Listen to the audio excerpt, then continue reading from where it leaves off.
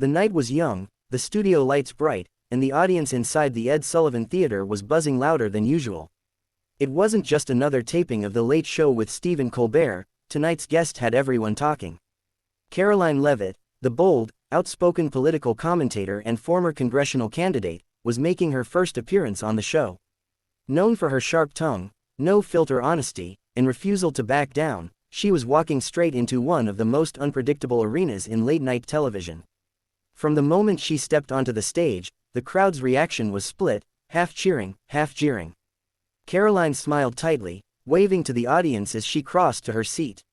She was dressed with precision, a fitted white blazer, sharp heels, and a calm, confident look that seemed to challenge anyone to underestimate her. Stephen Colbert, ever the showman, rose from his desk to greet her with exaggerated enthusiasm. "Ladies and gentlemen," he said, drawing out the pause for comedic effect, "the one and only Karoline Leavitt. The woman who somehow trends on Twitter more than I do, and that's saying something." The audience laughed, but Karoline only smiled politely. "Thanks for having me, Stephen," she said, her voice even, almost rehearsed. "Oh, don't thank me yet," Colbert replied, leaning back with that familiar smirk. "Let's see if you're still smiling in 10 minutes. The crowd erupted in laughter.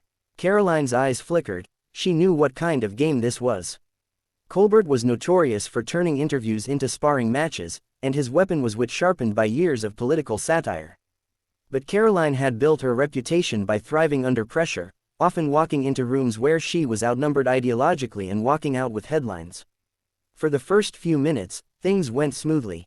They talked about her background, her early career in political communications, and her rise as one of the youngest conservative voices to break through the mainstream. The tone was light, playful even, until Colbert's tone shifted slightly. "So, Karoline," he said, clasping his hands, "you've been rather critical of what you call the media establishment. Now, here you are, sitting on my show, the heart of that establishment. Isn't that like a vegan walking into a Texas steakhouse?" The audience laughed, but Karoline didn't flinch. "Not at all," she said.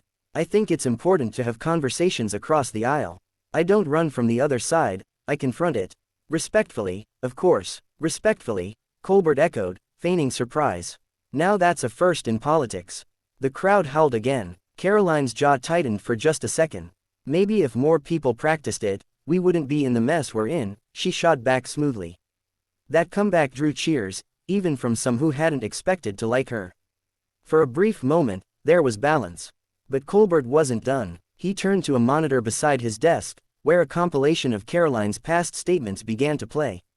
Snippets of her fiery interviews flashed on the screen, moments where she'd criticized the press, mocked political opponents, and taken uncompromising stances. The audience gasped, then laughed as Colbert cut back to her live reaction. "Quite the highlight reel," he teased. "You ever look at that and think, maybe I could have softened my tone just a little?" Karoline leaned forward, voice calm but firm. "No, Stephen, I believe in being direct. People are tired of politicians and pundits who dance around the truth. I say what I mean, even when it's unpopular."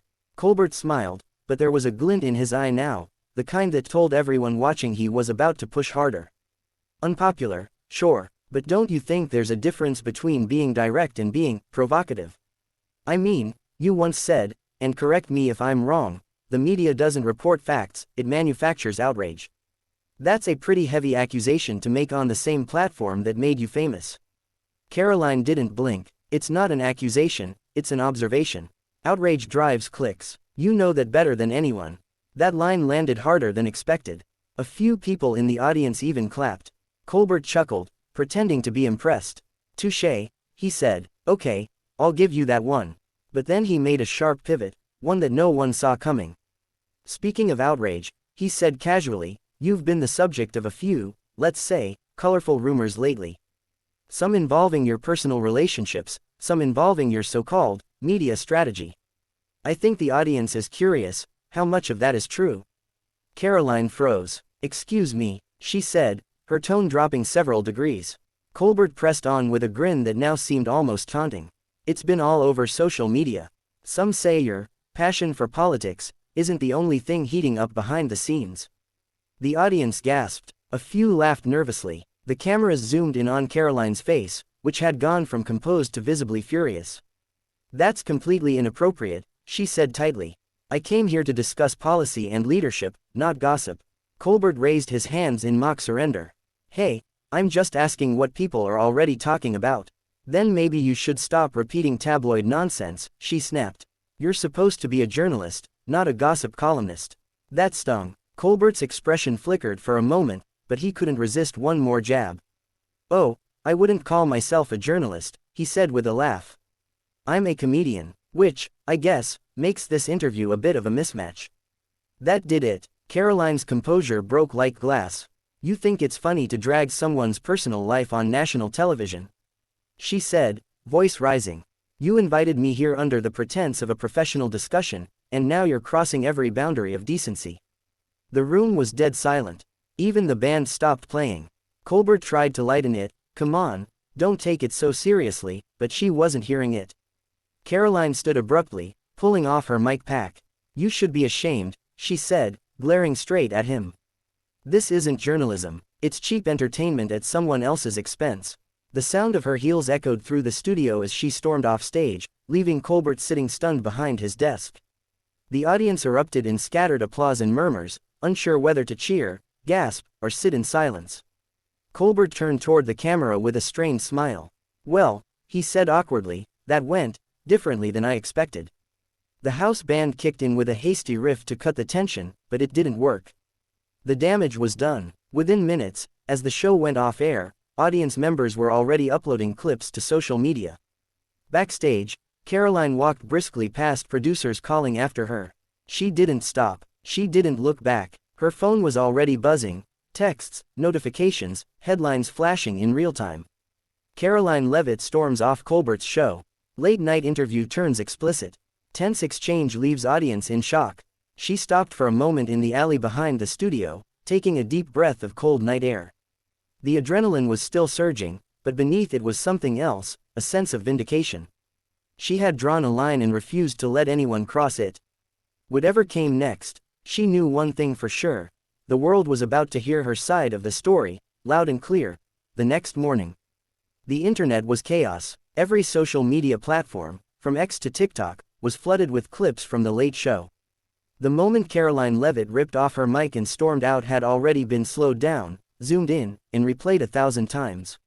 It was trending under half a dozen hashtags: hashtag Leavitt storms off, hashtag Colbert clash, hashtag explicit late show, and even hashtag mic drop moment.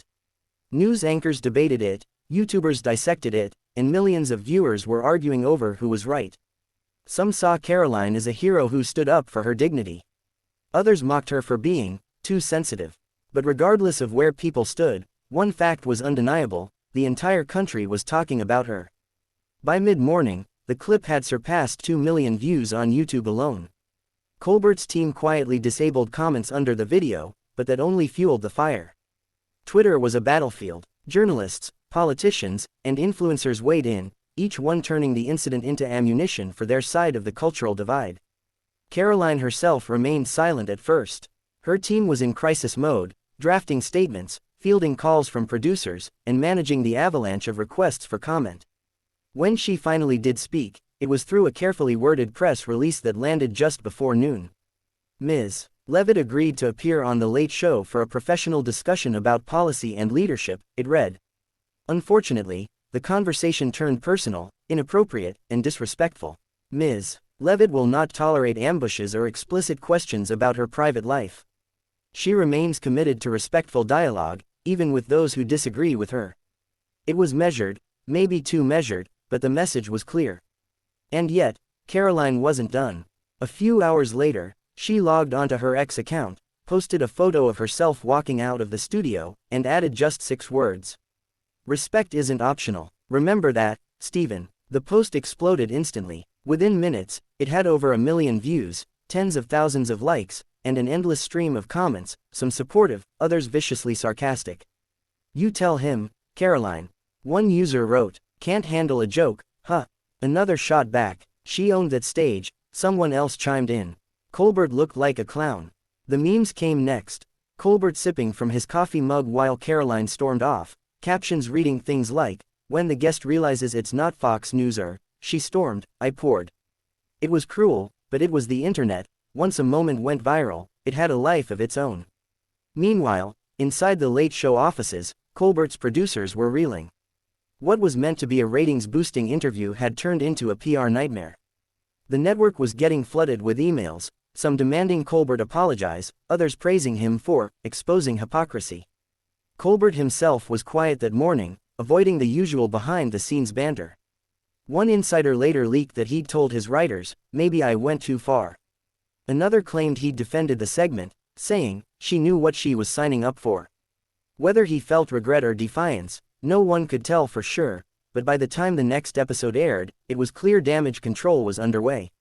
That night, Colbert opened his monologue with an uneasy grin. "So," he began, "if you were watching last night, things got a little spicy." The audience laughed nervously. Sometimes conversations get heated, and sometimes guests decide to leave early.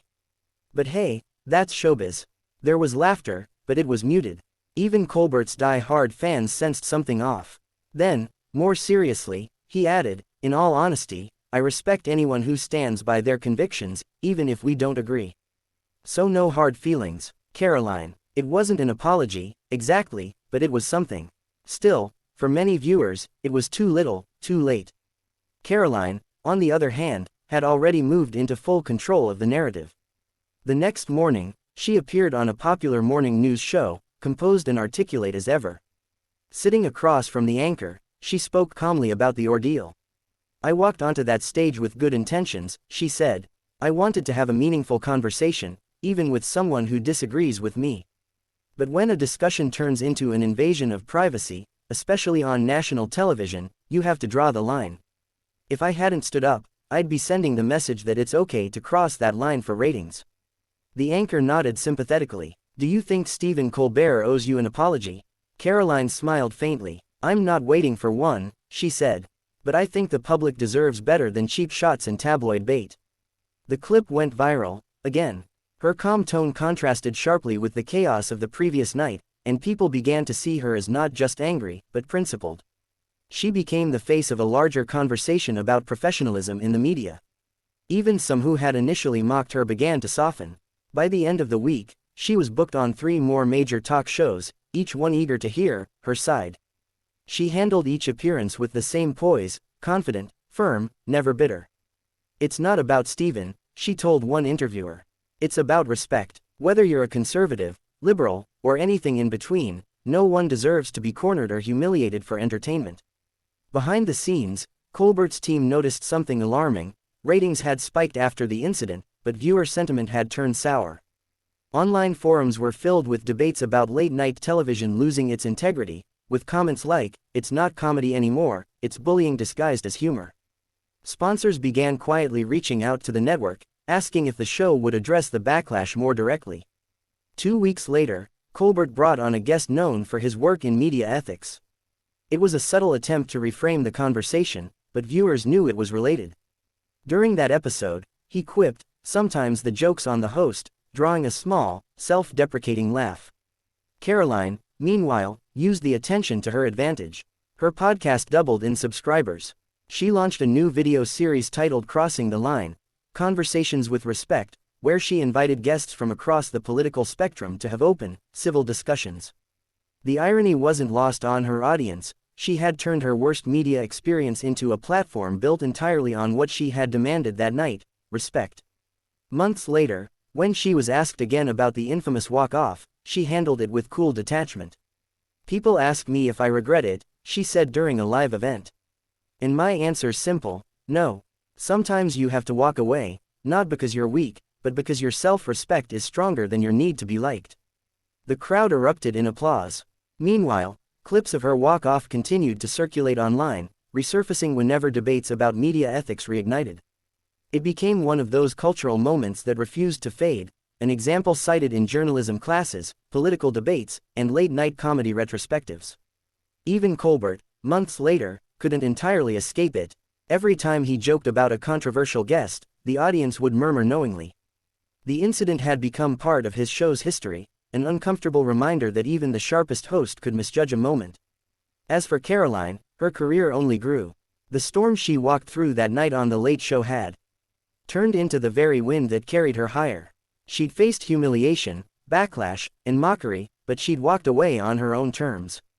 And in a media landscape obsessed with outrage and spectacle, that kind of integrity was rare enough to stand out. In the end, she didn't need Colbert's apology. She'd already won the one thing that mattered most: control of her own story.